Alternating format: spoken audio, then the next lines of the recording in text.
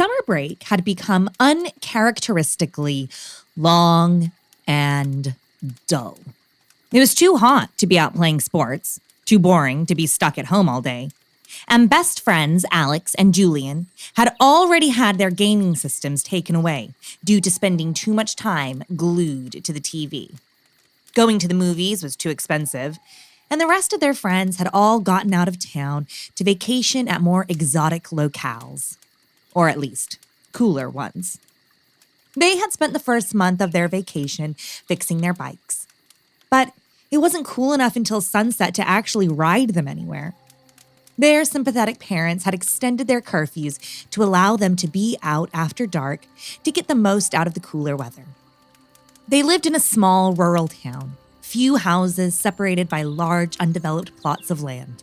There was really only so much trouble the teens could get into. So, as the blazing copper sun dropped below the horizon and the land became washed with light purple skies, the pair would jump onto their bikes and ride eagerly from one abandoned barn to the next ruined old feed shed, looking for forgotten treasures, the silver moon lighting their path.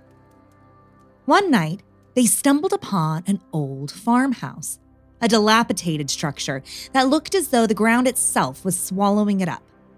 Most of the roof was gone, all the windows had been smashed to smithereens, and the front door ominously swung back and forth, inviting the boys in with a hauntingly menacing welcome. Neither of the boys were brave enough to go inside, but instead raced home to tell Alex's older sister what they'd found. "Oh, you found the old Gilbert farmhouse."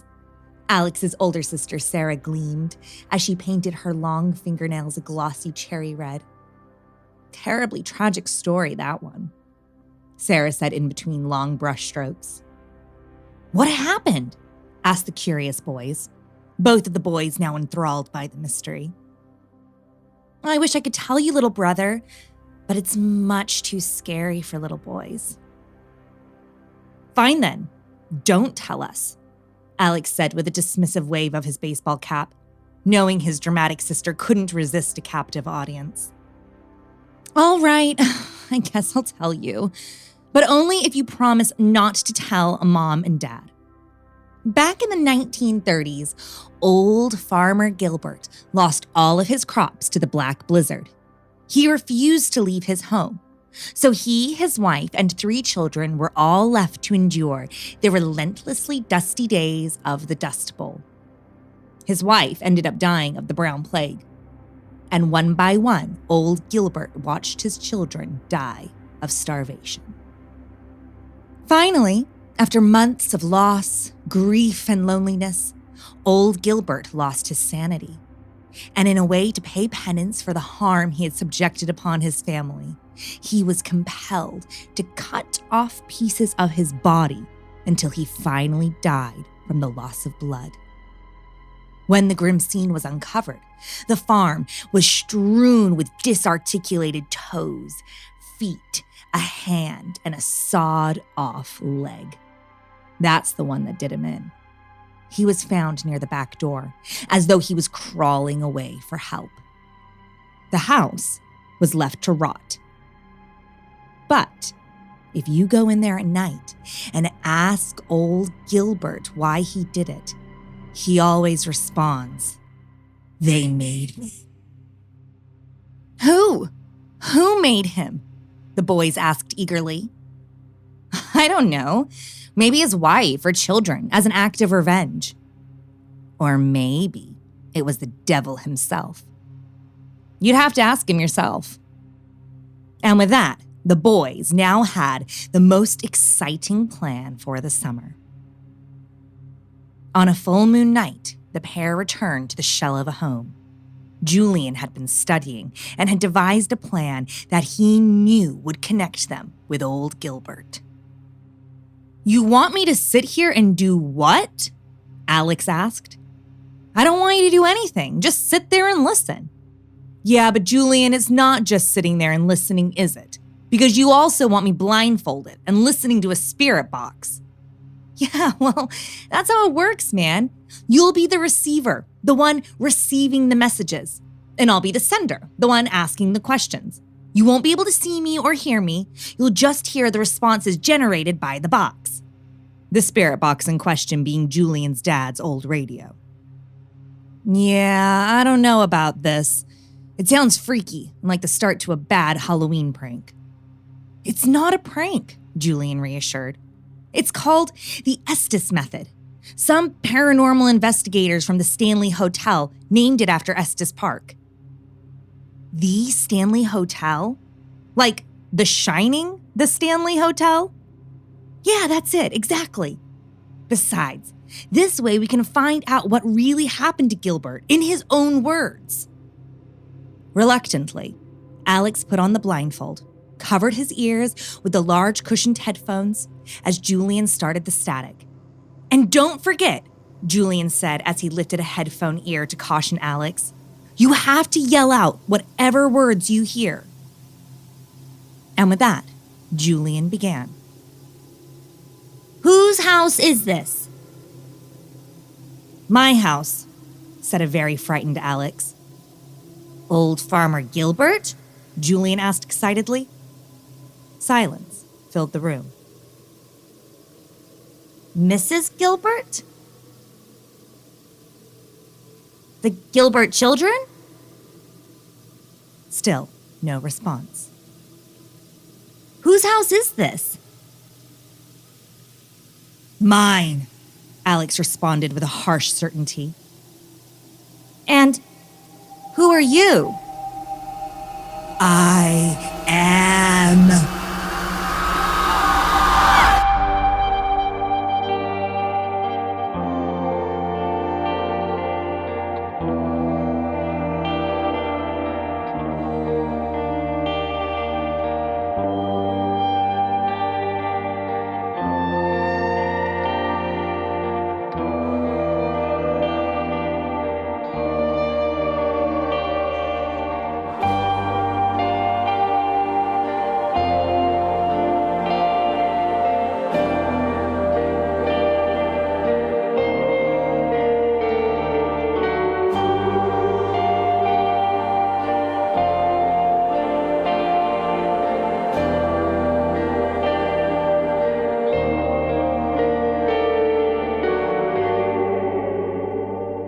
Hey friends, it's Becca. For the past 3 years, the West London Witch team have been dedicated to bringing you the best supernatural stories at the highest studio quality. And by team, I mean me and my buddy Danny. We do this work totally for free because we love it. We're proud of our content and appreciate the wonderful interactions we get to have with storytellers and listeners just like yourself. If you're enjoying the West London Witch, maybe consider joining our Patreon. It's a way to further engage with us and show your support for two creatives. If you're in a position to spare enough each month for us to grab a cup of coffee in between edits or add to the piggy bank for a new microphone, we would love to see you in our Patreon community. But I know times are tough, so if you're not in a position to join Patreon right now, that's okay. We aren't going anywhere. Head on over to patreon.com/The West London Witch. For as little as £1, $1, €1 a month, you can gain full access to our coven, a space where we share behind-the-scenes stories, dive deeper into each episode, answer your questions, and have special little treats to thank you for sharing your love and kindness with your favorite little witch.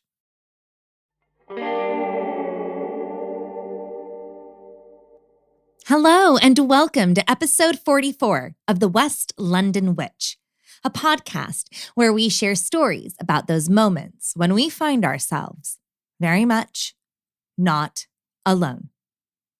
Today, we are flocking down to South Florida to meet Eric, team leader of War Party Paranormal, a group dedicated to connecting history to hauntings. Today, Eric is going to share with us his most active paranormal investigation to date. Prepare yourself for a paranormal tempest as we head to hurricane territory. I'm Rebecca Strazina, and this is the West London Witch, Episode 44, The Perfect Paranormal Storm. This location is down in Miami, Florida. It's called the Gold Coast Railroad Museum. It's one of the most haunted places in Miami. And what makes it haunted was originally back in the 1940s, it was a naval air station. And they had 3 huge hangars that stored 6 blimps. So if you can imagine how big a hot air blimp is, they're humongous. So basically, they used those blimps to patrol the Florida coast during World War II to look out for Nazi submarines. So they were played a very strategic role in World War II. But in the 1950s, a hurricane came by. One of the hangars got damaged and one of the blimps caught on fire, and then they all caught on fire and all 3 hangars blew up. After the terrible destruction of the hangar, the county purchased the land and created the Gold Coast Railway Museum, a museum committed to preserving and showcasing historic cars, locomotives, and rail equipment.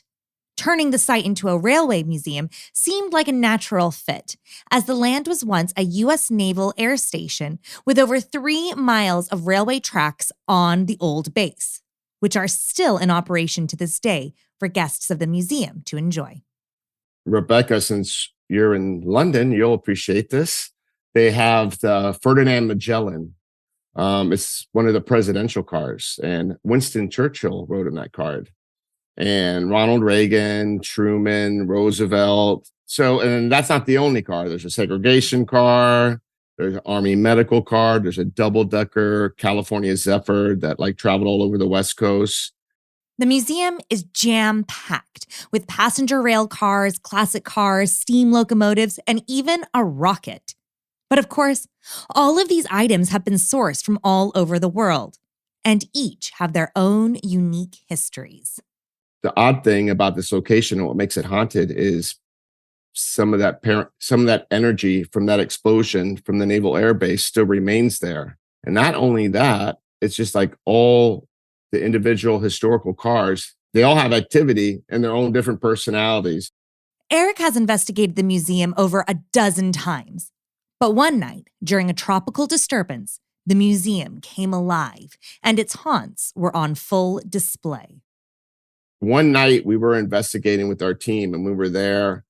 I believe we got there around 6 p.m. in the evening time to set up and everything. And we stayed there all the way till sunrise. And during that time, we were experiencing a little tropical depression. So they say changes in the atmosphere can stir up paranormal activity, and it can, especially when the barometric pressure is going crazy. So it was a perfect night to experience some amazing paranormal activity, things I can't explain that happened. And it started right off the bat. So where one of the blimp hangars were, where they store the cars in that location, they still have remnants of the building. It's like a brick. And basically they use one of the buildings as a hobby room. They have all these miniature trains that are going around and everything. So next to it is the maintenance room, which is real creepy. It's just a nasty looking place. It's real dirty. And I don't know, it was almost sunset. So there's still a little bit light. And I'm by this bathroom area and I'm filming and I'm with 3 other people on my team.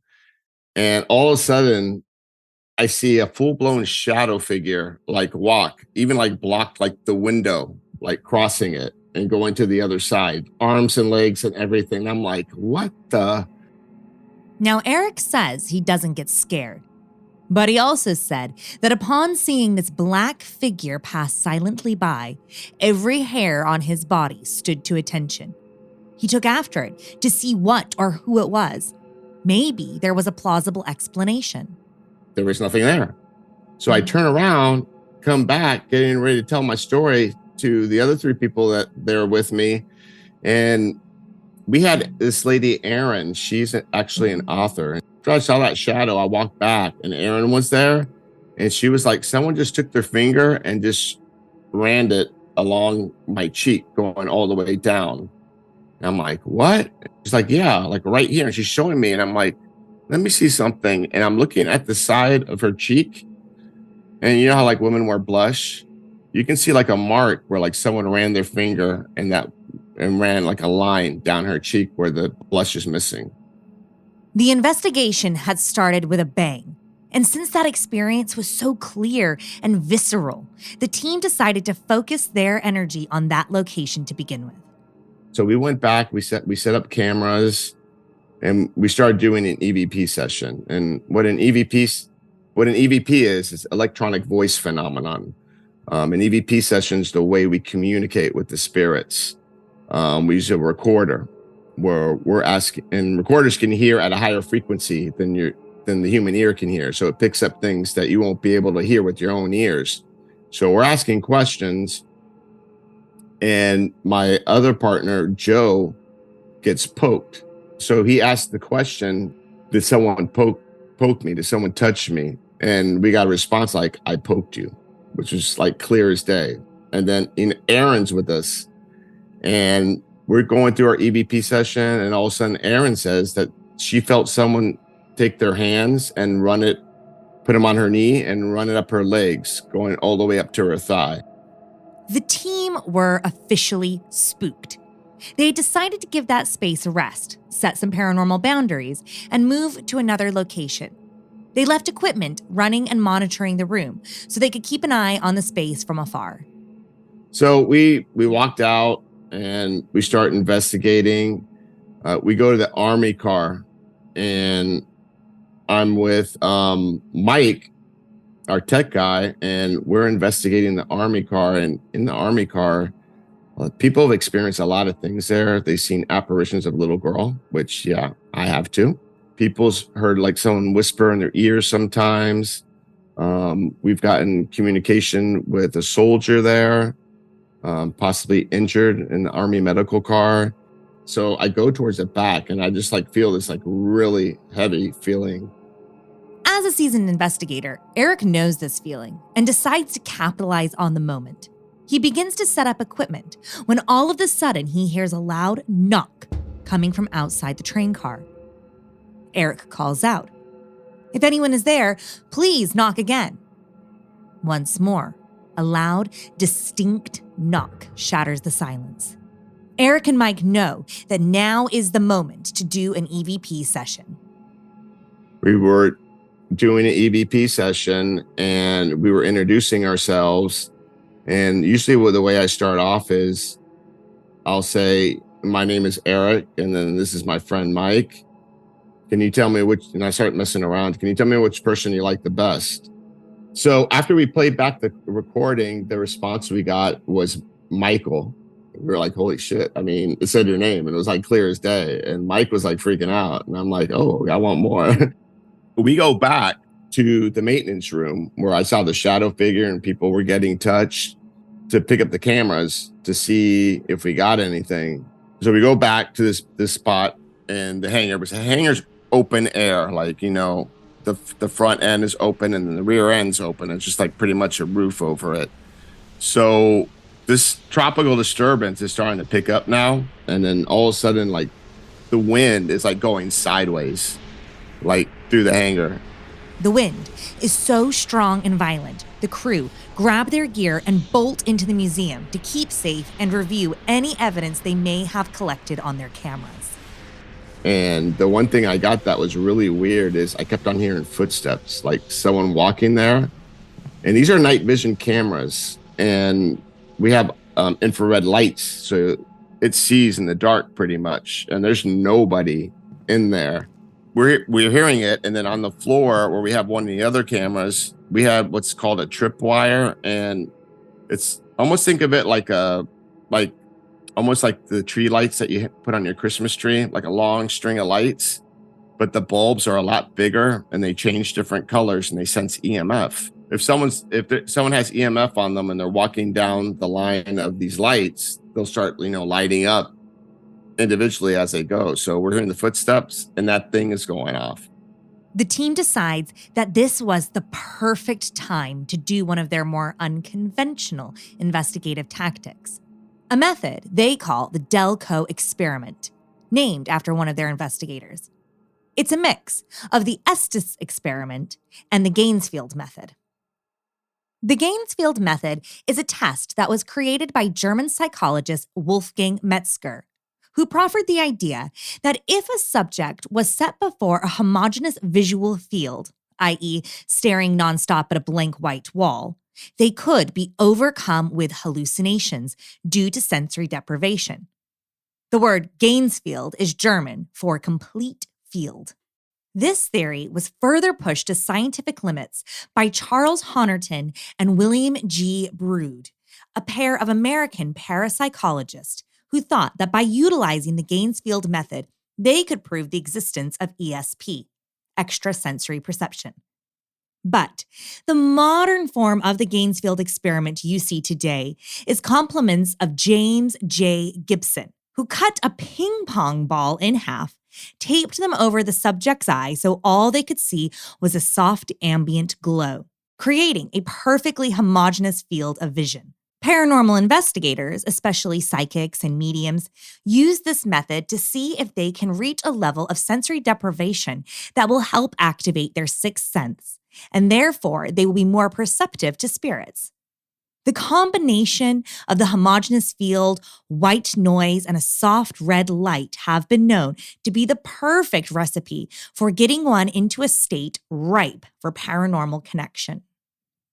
The Delco experiment is a marriage of the Estes and Gainesfield methods, using the spirit box from the Estes and the visual aspects of the Gainesfield.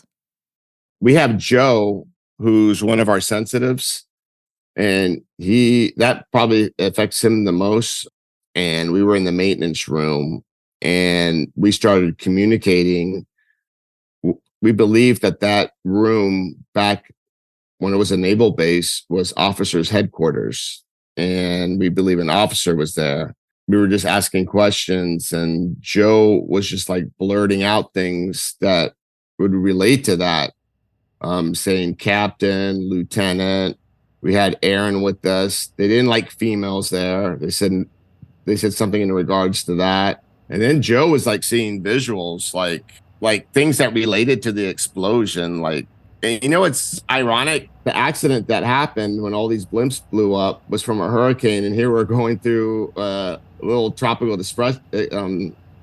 disturbance. I mean, it wasn't a hurricane, it wasn't a tropical storm, but there were winds that were coming and going because there were rain bands. I think it just fueled like energy and just amped things up to the point where we were like experiencing all this kinds of paranormal activity, and they're all relating, because what we're looking for, our ultimate goal is to get evidence that correlate to the history of the place. And that's what we were getting. And we were getting communication with an angry soldier. He didn't want us there. He didn't want women there. And he was very adamant about that. I mean, earlier, maybe he was showing himself to us, like, and then maybe he like poked Joe and told him he poked him. He didn't want us to be there.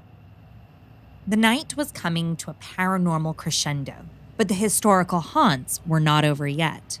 So we continued because, you know, the place is huge and we want to like spread out and investigate other areas. So Mike and I were walking along the side of the rails where they had all the rail cars on the outside of the hangars all lined up. And we saw a shadow figure that looked like almost like a bear, like coming out from underneath the cars. And it sort of freaked me out because I thought it was an animal. Terrified and startled, Eric directed his thermal imaging camera at the beast. You could see something in the shape of a bear, but it couldn't have been a bear because it would have shown like an orange-white color from the heat emanating from his body. But it was the opposite. It was like black, purple, dark, and it was coming out of the rail car, and it morphed into like something that looked like a bear with like legs, and you could see it walk away, and then it like disappeared. You know, the weird thing about where the Gold Coast Railroad Museum is, and like a lot of our other locations, actually pretty much all of Miami and South Florida in general, is there's a lot of old native American history that dates back like thousands of years ago. And it's weird because every now and then we get like things that are like related to the Native Americans, like Tequesta Indians and Seminoles that were there. So I think maybe, I don't know, I think maybe when I see something that looks like an animal in that area, I always think that maybe it might be something more like a Native American spirit, maybe. The museum is also located next to Zoo Miami, so maybe there is a connection there as well. But the fact that the creature morphed into something more humanoid definitely lends itself to Native American origins. And then when we're seeing people like inside the rail cars, like walk, and you see them going through the window, so that was pretty freaky. It was quite a night, but finish the night off was, we were like packing, and the group of us were like on one side of the hangar, and then I was on the other side because that's where the bathroom was, and I wanted to go to the bathroom before I drove home. And I walk out and I hear a little boy screaming. I'm like, what the fuck? The scream was so loud, so distinctive, and so childlike that Eric almost thought it wasn't possible. Perhaps he had heard something else or was mistaken by the sound altogether. But when he made it back to his ashen team, he was greeted with a frightened, "Did you hear that scream?" That was probably the most active night I've ever experienced in my years of paranormal investigation. And whenever I do an investigation, I'm just like trying to look for something that's going to be better than that. So in a way, I'm like sort of a little bit spoiled, and I think it all has to do with this tropical disturbance that we had that night. Storms produce a lot of natural supercharged energy. Spirits are believed to need energy to communicate and connect. So it makes perfect sense that during a storm, activity would increase and be enhanced. And when you combine that with the history of the tragic storm that destroyed the naval base, it's no surprise that the Gold Coast Railway Museum would be a particularly sensitive location. If you'd like to learn more about Eric and War Party Paranormal, check out their website, www.warpartyparanormal.com.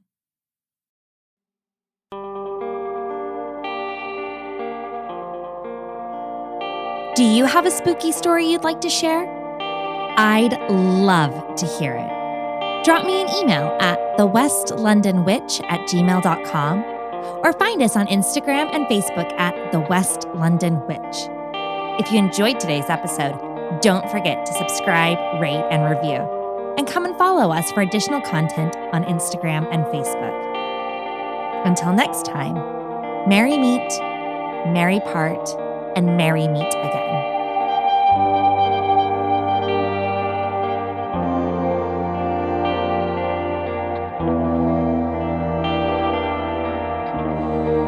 The West London Witch is created by me, Rebecca Strazina.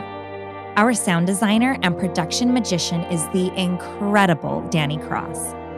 Our theme music was bespokely written and performed by the wickedly talented Kyle Hall. Our cover art is the beautiful collaboration between Lizzie Wilson and Jake Bowser. Special thanks to Miss Sinead Bowers, our quality control and biggest cheerleader. And thank you to you, all of our listeners all over the world. These are your stories. Thank you for sharing them with us.